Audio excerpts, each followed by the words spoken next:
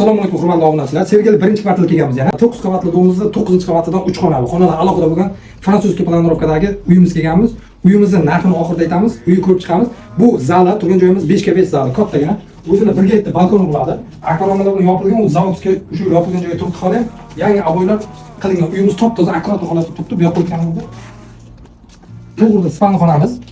Bolalar xonasi ham bo'ladi. Bu yoq tomon esa span xonamiz.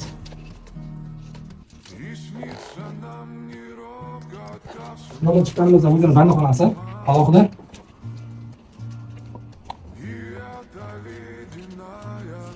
Bu yoqda esa parzdan kirish eshigimiz.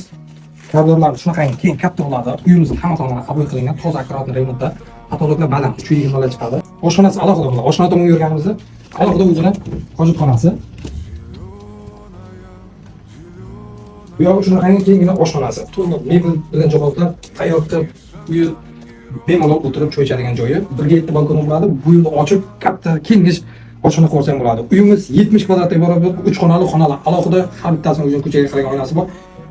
Balkoni esa 1 ga 7 bo'ladi. Bu uyimiz 9 qavatli, domimizning 9-qavati. Uyimizning narxi 59.500 so'ralyapti. Sunnatiga ozgina kelishadigan joyi bor. Bu ilk xona uyimiz narxida bo'lib qoldi, 3 xona uyimiz. Bemalol kelib ko'rib uyni savdo qilsalar bo'ladi. Hurmatli obunachilar, sotiladigan uyimizni ichkaridan ko'rib chiqdik. Uyimizda bitta konditsioner ham qo'yilgan ekan, uy egasi nomida. Bonusga u esdan chiqdi aytishimiz. Uy egasi nomida o'zining parkovkasi ham bor ekan. Parkovkasi ham alohida uy egalari bilan gaplashasizlar. Parkovkasi ham kelsalar, ko'rsalar, uy yoqadigan bo'lsa, parkovkasini qo'shib gaplashsalaringiz bo'ladi. Bu yerda mazza qilib parkovka mashinalaringizni qo'yishingiz mumkin. Mashinalaringiz yo'q bo'lsa, bemalol sotib olsalaringiz ham narxga sotsa bo'ladi. Mashina ko'chada hozir joy yo'q. Tirband, hamma joyga parkovkalar qo'yib tashyapti odamlar. Dom tagida qo'yadigan joyi o'zi qolmagan hozir.